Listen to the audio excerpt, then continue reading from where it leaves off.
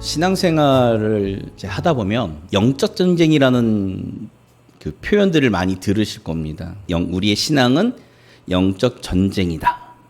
이런 표현들을 많이 쓰실 거예요. 그런데 과거에 저도 그 말에 굉장히 한창 특심이 있을 때 결의를 다지고 신앙생활을 앞장서며 그리고 아까 불렀던 마귀들과 함께 싸울지라 이런 찬양을 굉장히 경쾌하게 부르면서 결단을 촉구할 때가 있었습니다. 그런데 제가 신앙생활을 하면서 신학을 공부하고 성경을 보다 보니까 의아한 점이 생겼어요.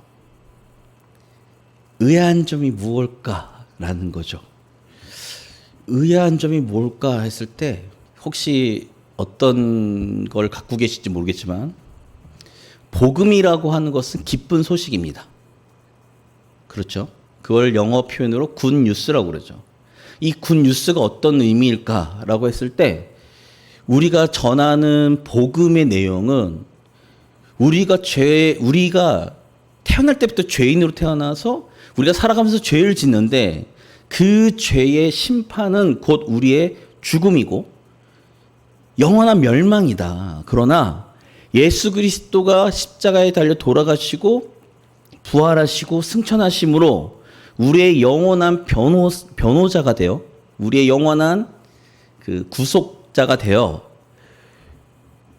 어둠과 사단의 세력들을 다 멸하고 예수 그리스도가 우리에게 영원한 생명을 허락하신다. 우리는 예수 그리스도의 십자가의 죽으심과 부활하심으로 사단의 세력들은 꺾였다. 예수 그리스도의 생명은 승리하였다. 우리는 믿음으로 그것을 우리가 받아들이고 하나님의 자녀가 되는 것이다. 이것이 복음의 핵심의 내용입니다. 예수 그리스도의 십자가의 죽으심과 부활하심으로 어둠의 세력은 예수의 발 아래 무릎을 꿇었어요. 이것은 성경에서 선언하고 있는 선언입니다. 그런데 영적 전쟁이래요. 그래서 내 안에 있는 육신의 죄악과 내 안에 있는 죄성과 이것들을 끊임없이 싸워야 되는 것인가? 사단이 내 안에 사단이 나를 구속하려고 하고 그것을 우리가 담대하게 물리치고 우리가 그 영적 전쟁에 승리해야 된다. 이것을 의미하는 것인가? 여기에 혼선이 오기 시작했어요. 지금 제가 말씀드렸던 영적 전쟁, 우리의 신앙은 영적 전쟁이다라는 선언을 하는 대표적인 구절이 대부분이 오늘 제가 읽었던 그리고 다루려고 하는 에베소 6장 10절에서 20절에 있는 말씀을 통해서 그 근거를 가지고 옵니다. 왜 그 근거를 갖고 오는가? 바울이 하나님의 전신갑주를 입으라라고 얘기했다는 거죠. 전신갑주를 입는다는 것은 곧 갑옷을 의미하고 이 갑옷은 언제 입어요? 전쟁할 때 입는 거잖아요. 그러면서 밑에 바울이 각 투구, 신발, 방패, 이런 무기적인 이야기들을 쭉 나열했기 때문에 그렇기 때문에 우리는 이 영적 전쟁을 끊임없이 해야 된다라는 것을 이 본문을 가지고서 이야기를 계속합니다. 그런데 구약에서부터 신약에 이르기까지 우리가 왜 지금 제가 말씀드렸던 이 내용과 전혀 상반된 내용들을 이야기하고 있어요. 그러니까 저희가 왜 이렇게 생각을 하게 됐을까라고 했을 때 신약 성경은 헬라어로 쓰여졌습니다. 헬라어로 쓰여지면서 그 헬라어의 용어들을, 그러니까 히브리어의 용어들을 헬라어로 번역하는 과정 속에 헬라어에서 사용되는 단어들을 사용했습니다. 그래서 한때 70년대에서 90년대에 이르는 그 기간 동안에 신학을 공부하려면 철학을 공부해야 된다고 얘기할 정도로 철학적 사고를 가지고 신학을 보기 시작했어요. 특히 성경을 보기 시작했고요. 그래서 가장 논쟁이 심한 거가 요한복음의 로고스의 개념입니다. 로고스, 그러니까 예수 그리스도, 그러니까 말씀이 이 땅에 태초부터 말씀이 계셨고 그 말씀이 육신을 입어 이 땅에 오셨다. 이것이 곧 예수 그리스도다라고 선언하는 요한복음 1장에 있는 이 말씀이 곧 헬라어로 로고스인데, 이 로고스란 단어를 헬라 철학에서부터 가지고 온 거죠. 그래서 설명하기 시작했고 그것으로 해석하려고 했습니다. 그러다 보니까 굉장히 많은 신학적 오류가 생기기 시작했어요. 오늘의 본문의 말씀도 마찬가지입니다. 오늘의 본문의 말씀도 그런 헬라 문학의 정점이 무엇인가, 헬레니즘의 정점이 무엇일까, 그것을 한눈에 보여주는 것이 무엇일까 했을 때 그리스 로마 신화거든요. 그리스 헬라 신화에서는 신들이 다양하게 있고 그 신들을 대표하는 신이 있고 다양한 그 신들이 각 나라를 책임지고 그리고 선과 악이라는 구도 속에서 그들이 전쟁을 통해서 각자의 신념들을 보여주는 거예요. 그렇기 때문에 이 신들의 전쟁, 신들의 구도라는 이 개념 속에, 이 그림 속에 오늘 이 본문을 해석하려고 하는 경향이 굉장히 많습니다. 그러다 보니 우리의 신앙생활은 영적 전쟁이다라는 선언들이 나올 수밖에 없는 거예요.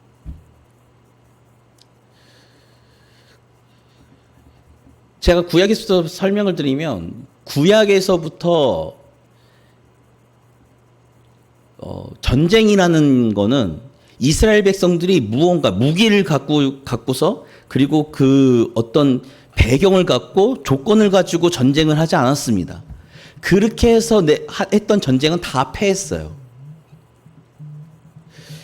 그들은 이스라엘 백성들은 하나님 안에 있느냐 없느냐를 가지고 그들은 승리하느냐 패하냐를 따졌지. 구약 성경에서 그들이 무기를 갖고 싸웠냐, 잘 싸웠냐, 못 싸웠냐를 가지고 전쟁에서 이겼냐, 패했냐를 따지지 않았습니다. 우리가 그 사실을 알아야 돼요.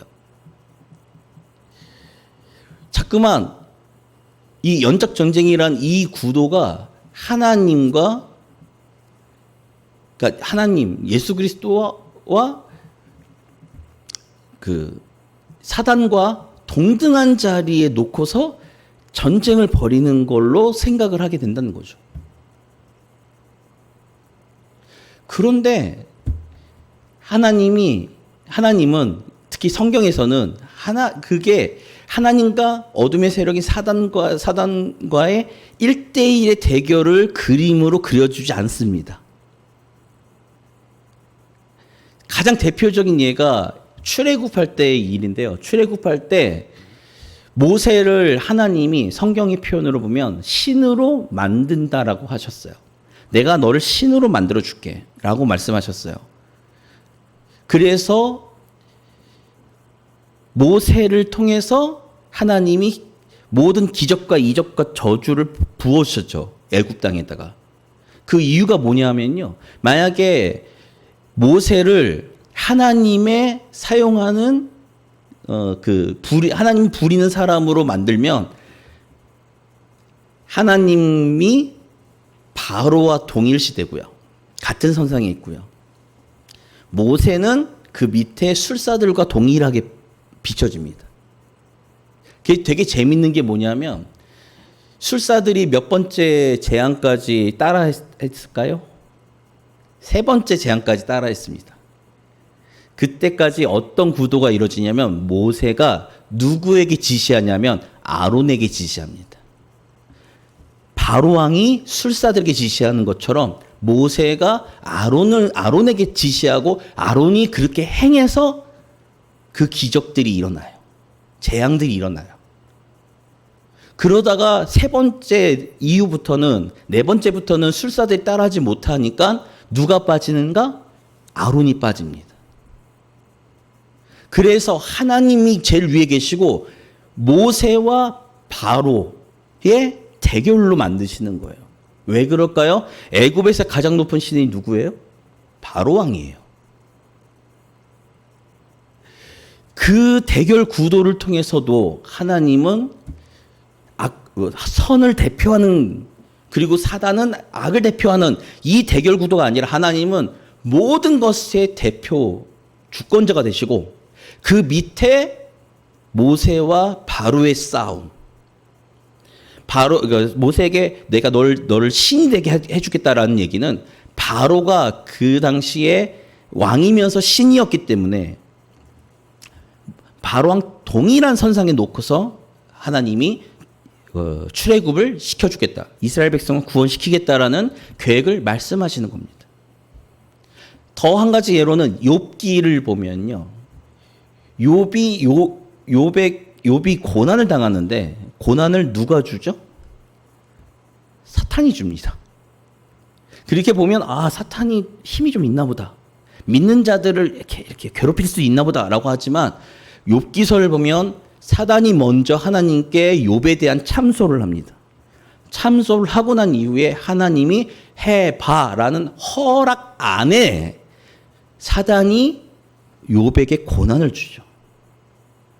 왜요? 욥이 지금 신앙생활 잘하는 거는 하나님이 축복하셨기 때문에 그래요 라는 사단의 참소로 인해서 하나님은 알고 계시지만 욥의 그 믿음을 사단뿐만 아니라 온 세상 사람들에게 그 믿음을 보여주시기 위해서 그 고난을 허락하시는 거예요. 하나님의 허락 없이는 욥에게 그 고난을 단 요만큼도 줄 수 없는 것이 사단입니다.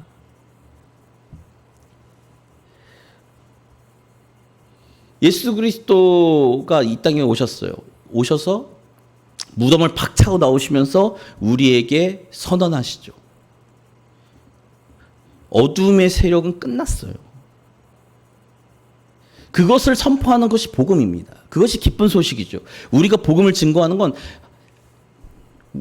죽을 수밖에 없는 죄인을 위해서 예수 그리스도가 이 땅에 오셔서 모든 것을 다 이루셨다. 우리는 믿으면 우리는 그 은혜 가운데 우리가 하나님의 자녀가 되고 구원을 받는다. 이것을 선언하고 선포하는 겁니다. 이것이 복음 전도예요.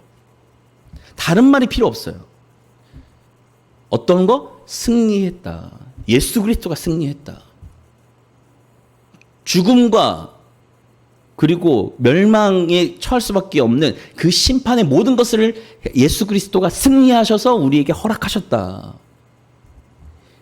이것이 우리에게 주시는 복음이고 은혜인 거죠. 근데 다시 우린 전쟁을 해야 돼요.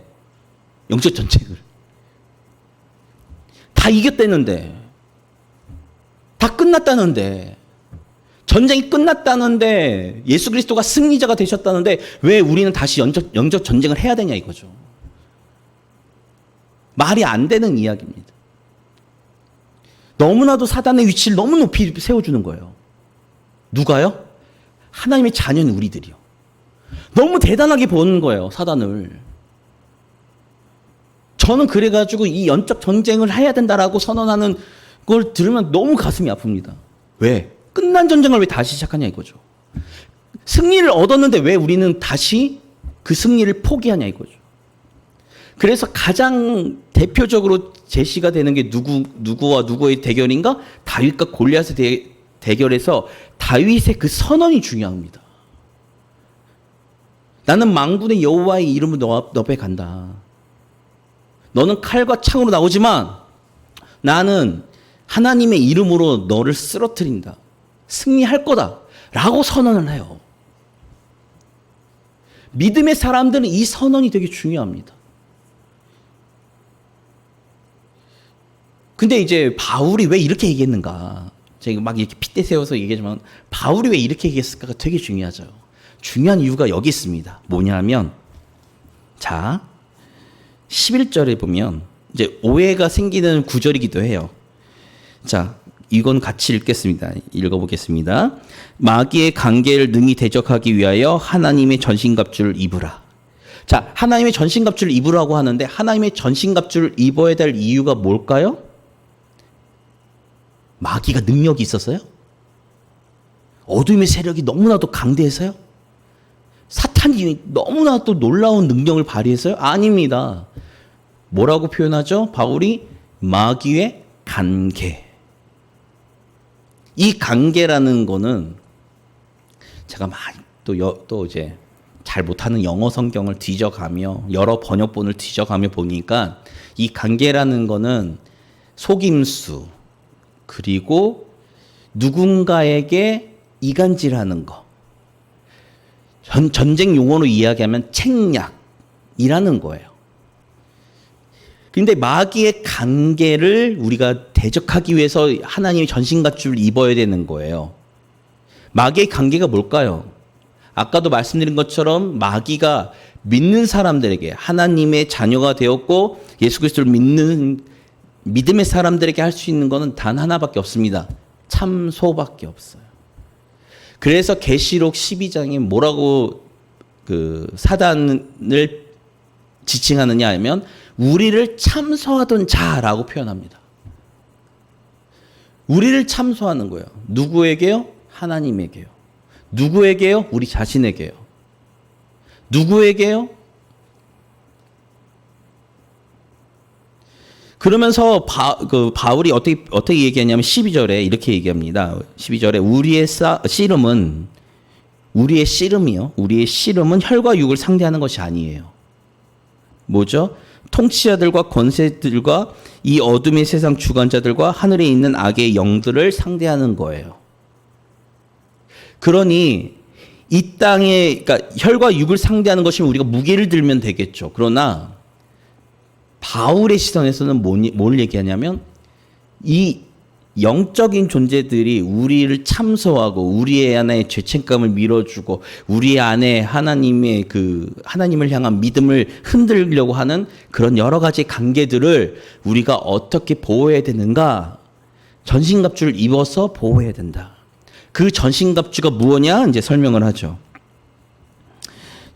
14절부터 쭉 보면 뭐 하나하나 보실 필요는 없어요. 보시면 그런즉 서서 진리로 너희 허리띠를 띠고, 이 진리는 좀 더 구체적으로 다른 번역으로 얘기하면 참된 것이라고 표현되어 있어요.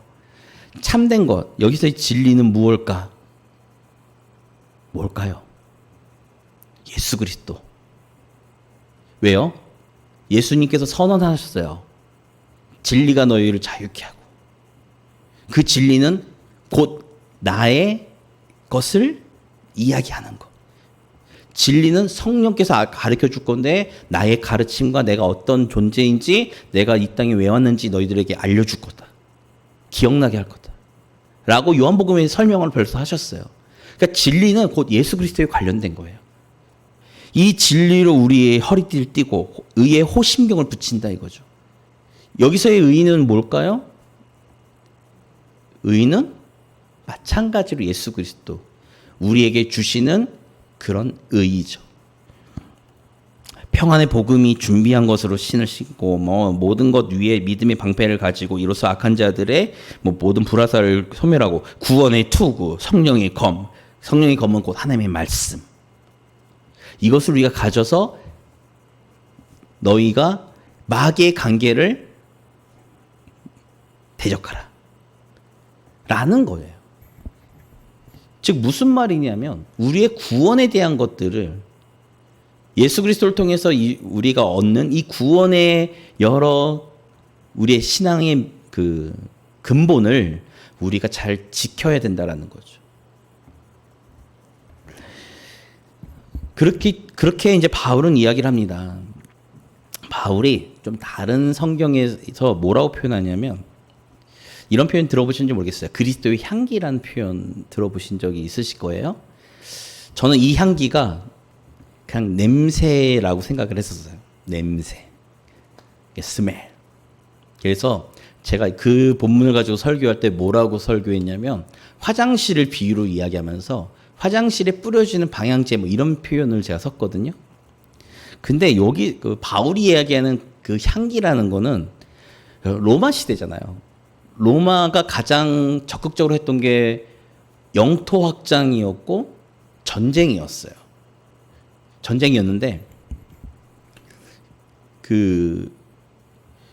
다 이기고 나면 개선하잖아요. 이겼다고 쫙 이겼다고 할 때 맨 앞에서 그러니까 그래서 그 본대가 들어갑니다. 막 본대가 막 음악을 막 울리면서 우리가 승리했다. 우리는 너희들의 정복자다. 막 이러면서 막 울리면서 가는데 그 맨 앞에서 뭘 뿌린대요. 혹시 그 퍼레이드 보신 적 있으시죠? 퍼레이드 할 때 뭐 이렇게 종이 같은 걸로 막 이렇게 날리잖아요. 막 날리잖아요. 보셨죠? 아, 못 보셨나요? 보셨죠? TV로 보셔도 다 보여요. 그러면 막 종이 같은 걸 막 뿌리는 거. 이게 어디서 나왔냐면 로마가 정복지를 이제 개선해 나갈 때, 정복해 나갈 때 마지막 그 행차가 퍼레이드예요. 그래서 막 뿌리는데 이 뿌릴 때 로마에서 쓰는 독특한 향기가 있답니다. 뿌리는 거에 향기가 있대요. 그 냄새를 맡으면 뭐 어떤 거를 이야기하냐? 어떤 걸 의미하냐? 이제 이 땅은 로마의 식민지야. 이 땅은 곧 로마의 땅이야를 알려주는 역할을 한대요. 이것이 그 누군가 그 피지배층인 그 정복당한 사람들에게 그런 각인을 한대요. 그 냄새가. 그래서 바울이 그리스도의 향기라고 표현한 것이 거기에 근거해서 거그리스도의 향기라는 것은 곧 예수 그리스도의 통치와 하나님의 통치, 복음의 능력을 선포하는 거다라는 것을 의미한다라고 이야기를 합니다. 그러니까 바울은 지금 모든 성경에서 바울은 우린 끝났어. 우리는 승리했어. 어둠의 세력은 끝났어. 우린 더 이상 이제 그렇게 살 필요 없어. 왜? 예수 그리스도 다 이루셨는데. 끝났어. 근데 끝났는데 왜 이런 얘기를 전신갑주를 입어야 되는가? 라고 했을 때 우리의 그 마귀로부터의 관계를 이해시키기 위해서 그걸 보호하고 우리가 지켜야 된다. 믿음을 지켜야 된다라고 이야기를 하는 것을 그림으로 보여주기 위해서 전신갑주라는 표현을 쓴 거지 그것이 영적 전쟁을 하기 위해서 쓰는 것은 아니다라는 거예요. 로마 이야기라는 책이 있습니다. 굉장히 방대한 양의 책인데 로마 시대를 쭉 그 역사적으로 분석하고 그 배경을 알려주는 책이 있었어요. 제가 신학교 때 제가 언어를 잘 못하면서 욕심만 많아서 그리고 그 당시엔 제가 독일로 유학을 갈 목표가 있었거든요. 그래서 제가 영어 수업 듣고 히브리어 수업 듣고 헬라어 성경 헬라어 수업 듣고 고전 헬라어라고 해서 일리아드 책을 원본으로 보는 게 있었어요. 그리고 라틴어 수업을 들었거든요. 대학교 2학년부터 4학년 때까지. 라틴어 수업을 듣는데 그 라틴어 수업 듣는 교수님이 그 책을 읽으라는 거예요, 저한테. 책이 그래서 매 학기마다 그 책 한두 권을 무조건 독후감을 써서 냈습니다. 와, 정말 싫었거든요. 이해도 잘 안 되고, 막 짜증나고. 그런데 그 책을 읽고 난 다음에 저에게 유익이 뭐냐면, 이 바울 서신을 이해하는데 굉장히 큰 도움이 되었습니다. 왜냐하면 그 로마에 대한 구체적인 상황들을 이해하기 시작할 수 있었으니까요. 그러니까 그 로마 군인들이 그거 알고 계신지 모르겠는데 평상시에는 로마 군인들이 이렇게 평상복을 입는 것처럼 보이지만요. 그 어디 자리에 갈 때는 꼭 이렇게 갑옷을 입고 간대요. 어디 파티장을 가도 갑옷 같은 걸. 왜? 로마의 군인이라는 걸 보여주려고. 그러면서 로마 군복을 입고 갑옷을 입은 사람들은 패스예요. 무조건. 모든 것에서 패스입니다. 왜요? 그것이 하나의 신분증이 되었기 때문에 그래요.